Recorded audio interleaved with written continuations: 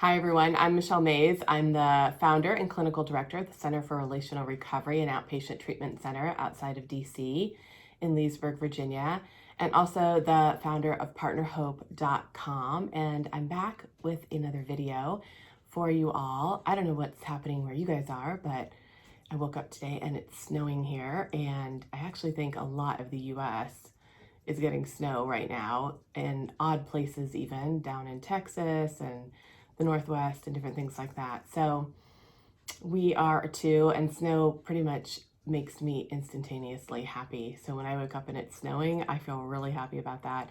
I grew up most of my life in parts of the country where it snowed majorly all winter. So I love snow and it makes me happy. And today I'm back in school, and so I'm going to be in class. So I have plans to light a fire and sit in front of Zoom in front of the fire while I watch it snow all day, which sounds like pretty much a perfect day to me. So I hope wherever you all are, that you are safe and you are warm and that everything is going well for you despite the weather that's going on. So I want to talk today about the word triggered and using the word triggered. And I want to talk about why I would like it if we all stopped using that word. So that might seem like, why would you think that? Why would you talk to us about that? What is that about? So I'm going to tell you. So here's why I think we need to all stop using the word triggered. And before we get into the why, let me talk about what we actually mean when we use the word triggered. Like, why do we use that word a lot? So that word is used broadly in our culture at this point. Like, lots of people use that word for lots of different things.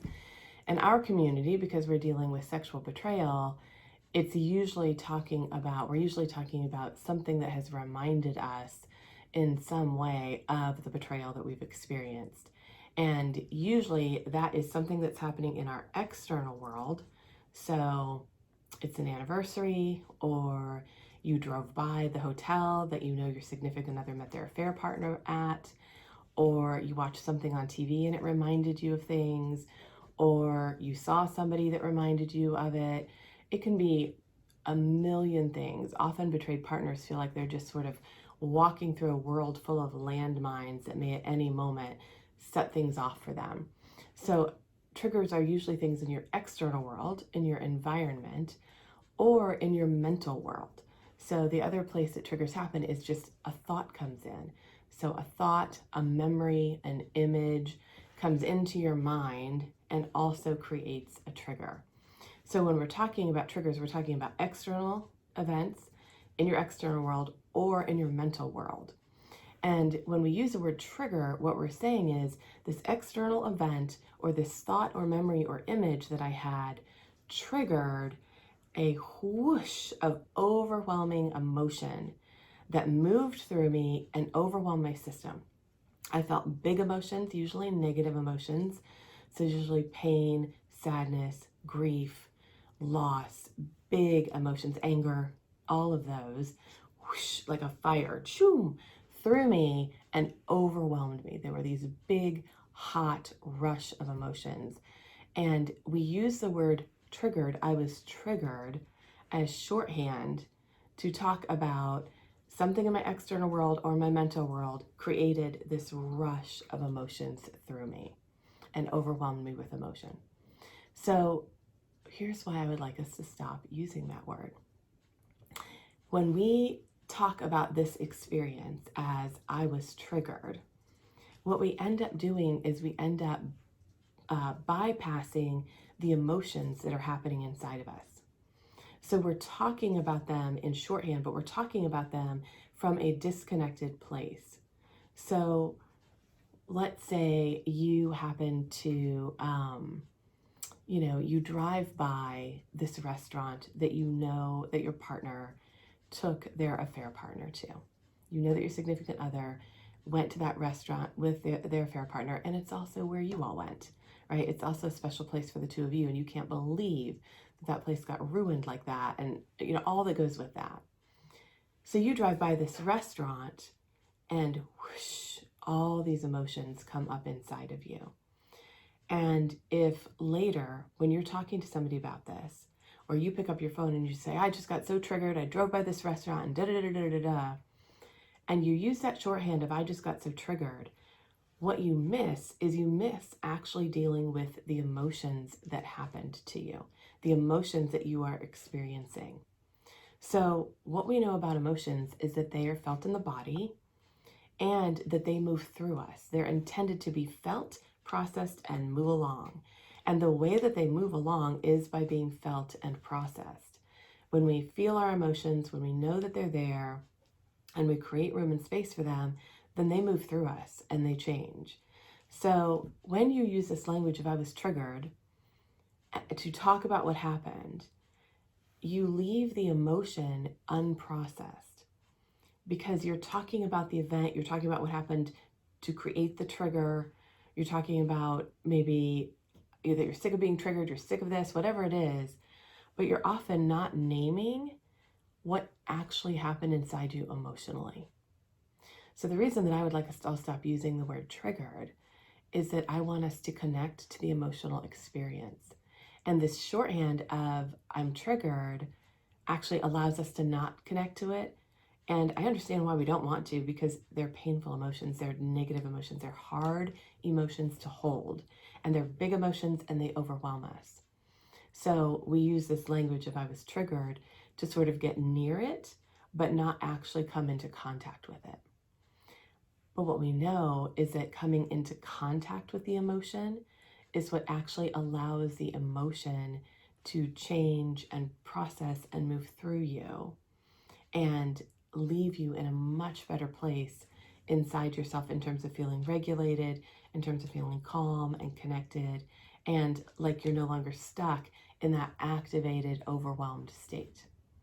So here's what I would love to see instead is that you begin a practice of whenever that word triggered comes into your mind, that you begin a practice of saying to yourself, okay, I've been triggered. What am I feeling? What are the emotions that passing this restaurant has created inside of me?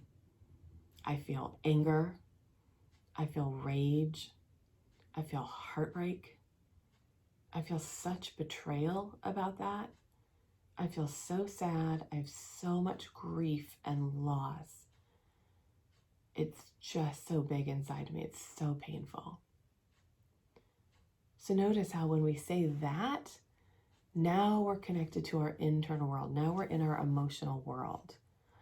And now we're actually naming the experience that is happening in our internal world. And here's a couple things that we know. We know that when we name big emotion, naming is to name it is to tame it. That's what Daniel Siegel says, right? He talks about naming it to taming it. So when we name big emotion, just the naming of it helps to contain it and helps to bring it down out of overwhelm some. So it helps to remove it from that just overwhelming rush and bring it down into a little bit of containment. The second thing we know that helps with that is once we've named it, once we've identified what is happening inside of us, to share it with a safe, trusted other.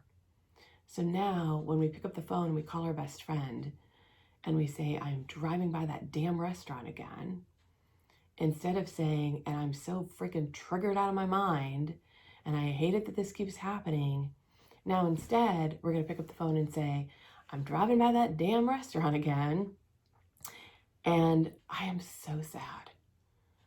Every time I drive by this restaurant, I feel like my heart is breaking again. I feel shock. I feel betrayal that he would do that, that she would do that to me. The heartbreak is so big. It feels so heavy inside of me. I just feel so much sadness and anger and loss. And now that's what you're saying to your best friend. So when you've named it and now you've shared it, you've shared your internal world with somebody who is often going to respond differently based on which version you give them.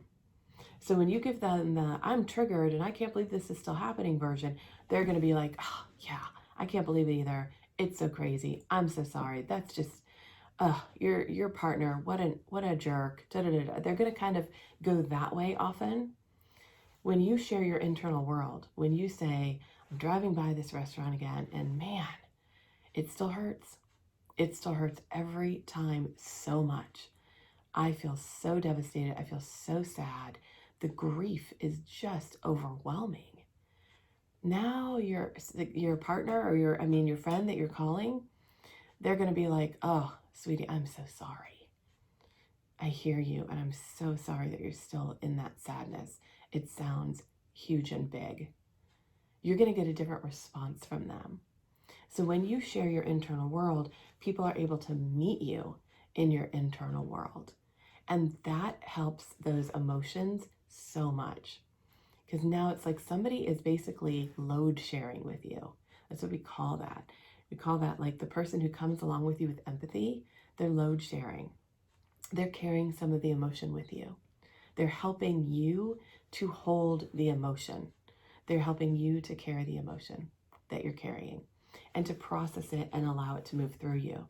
And by naming it and by sharing it, you've allowed that to get out of your system, to sort of let the whole cycle of what happened when that whoosh came up and through you, to let that cycle complete and be done and move along. So this is why I would like us to stop using the word triggered and instead start to use the language of what's really happening in our internal world. Because I think when we talk about being triggered and we stop there, we actually are using language that keeps us disconnected from our internal world and keeps us from resolving that in ways that are healthy and good for us by really identifying what's happening and then sharing it with somebody safe who can really meet us in a good way emotionally.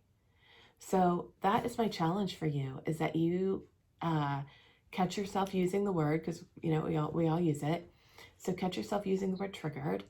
And when you do, let that be sort of your cue that, okay, wait, I need to actually find out what's happening inside of me, rather than just stopping there and staying disconnected from my emotional self and not really knowing about it. Let me find out. Let me send my curiosity down into my body where emotions are felt.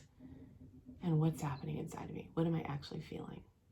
Even if it's a hard thing to feel, even if it's overwhelming, even if it brings you into tears and into pain in a different way, it will actually, over time, if you do this practice, result in much less pain and tears, because you'll be moving this through your body. You'll be moving the betrayal and the trauma of the betrayal through you each time as you process the emotions that are coming up. When we do this practice of saying I'm triggered and we separate ourselves from the emotions and stay there, we actually leave a lot unprocessed and it just sort of recycles inside of us. So that's my challenge for you, is that you start thinking about every time you use the word triggered, instead connecting to your emotional world, finding out what's happening and sharing it with somebody else. And see what happens as you do that. See what starts to change and what starts to move around and what you start to learn about yourself that you were missing when you were stopping with just using the language of I'm triggered. All right, I'll see you all next time.